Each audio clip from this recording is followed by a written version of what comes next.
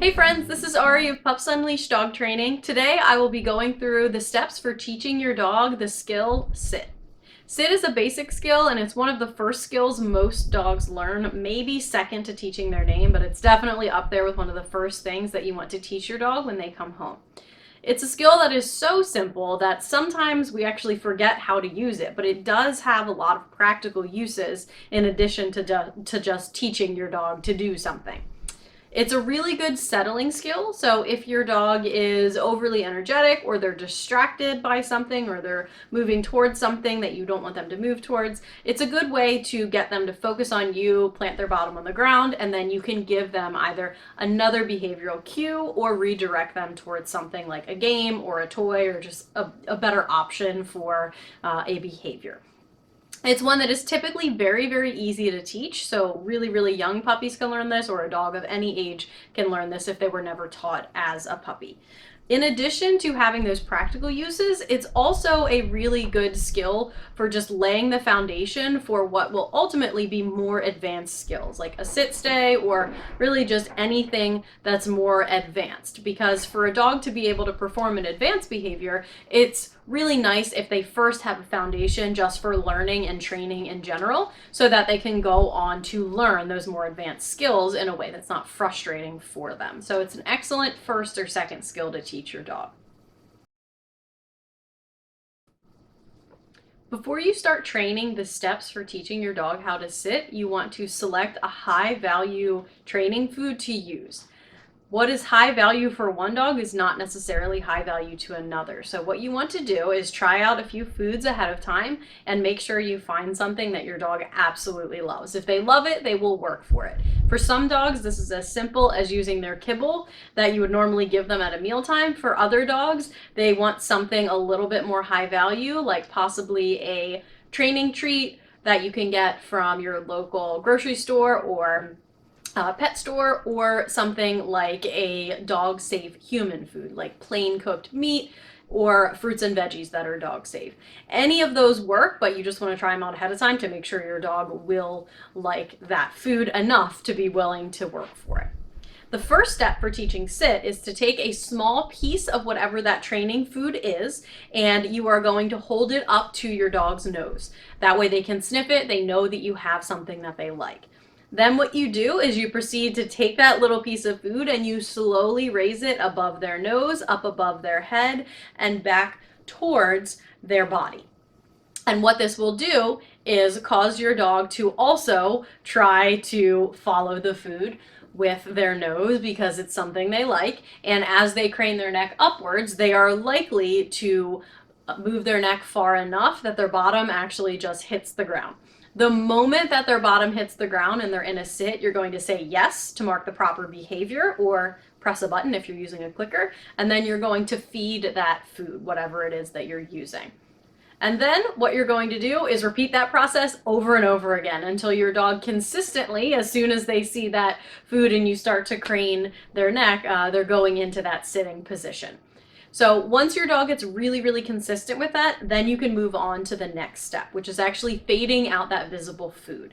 You don't want your dog to always rely on that visible food because then they will always need it to do the behavior, and that's what we want to avoid. So what you do for your next step is a very similar motion to what you did in the first step. So you're still putting your fingers up to your dog's nose and then moving it above their head, but there's nothing in your hand. If you have practiced the first step enough times, your dog will already be in the pattern of following your hand, so they should still follow it, even if you do not have food in your hand. And then the second that their bottom hits the ground into a sit, you say yes, just like before, and then you feed them your training food, but you take it from behind your back or a treat pouch or a pocket, somewhere it was hidden. That way they don't have to see the food to do the behavior in the long run. Once your dog is consistent with that, and every time you're putting your hand in front of their face and craning above their head, they're going into a sit, then you can move on to the next step. And the next step, what your goal is going to be is to add the word sit into this behavior. We haven't used the word yet because we don't want to say the word over and over again before your dog knows what the behavior is, because that's a really good way to have them just completely tune out that word and it loses all relevancy, and we don't want that. So once they can do the behavior consistently, then we add the word in. So what we would do in this step is you would say sit, and then you would give that hand motion, whatever it is. Typically it's either pointing upward or sort of an uplifting motion, because that's very similar to what you did when you craned the food above their head. And then once your dog sits, then you, as before, say yes, and you feed them that treat. Good boy. So it's everything you did in the previous step, except you're also saying the word sit before you do it. Once your dog gets very consistent with that, then what you're going to do is work to fade out that hand motion so that you can eventually just say the word sit, and then your dog will do it without you having to point up or raise your hand up, whatever your motion is. So to do this, what you're going to do is the same thing you did in the previous step, except you're going to leave more and more space between when you say the word sit and when you show the motion. And what will happen is that your dog will anticipate that motion because they've done it enough times, and eventually they will just start to sit on their own.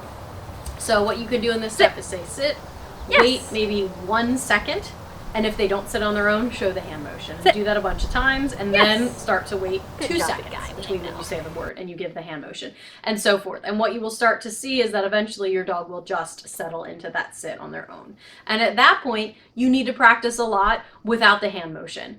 So you want to practice in different rooms in the house. You want to practice inside and outside, on walks, in pet-friendly stores, at the park, wherever you go with your dog, you want to practice this skill, because dogs are not very good at generalizing a skill learned in one setting to another setting if they have not also practiced in that other setting. So that's where you start to take your dog different places and train the same skill the same way. Be prepared to drop down to easier steps. Be prepared to maybe up the value of the training food at first, because those new settings have distractions. And once your dog gets good in those new settings with minor distractions, you want to add in more significant distractions as well, because your dog will only perform with distractions when you need it to work if you have previously practiced with distractions. So you get strategic about those distractions, and you seize that trainable moment when they present themselves, and then you actually train your dog with distractions so that when you need the skill to work, you know it will work. After teaching the skill sit to many different dogs in many different situations, I've come up with a list of frequent areas where the dog, if the dog has trouble, this is probably where it's going to be.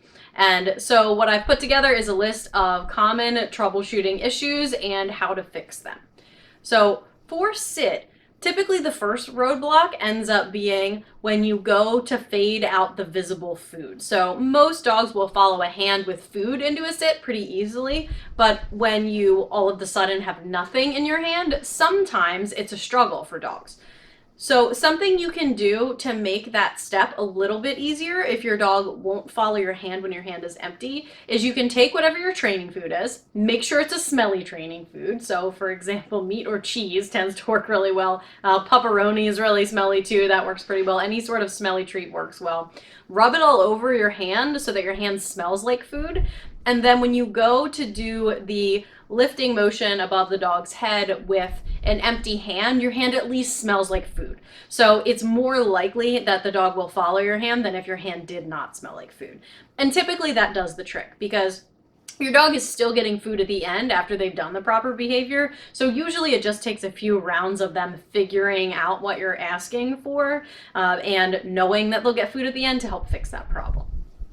Another common troubleshooting issue that I have seen with this behavior is it just not working when your dog is distracted or in a new situation. And this goes way back to what I talked about a few minutes ago, where once your dog knows how to sit in a situation with no distractions, you need to train them to sit with distractions. You need to train them to sit in situations that are not just in your house or in your backyard, because they will not be able to perform this skill in a stressful or distracting situation if they have not trained with distractions before.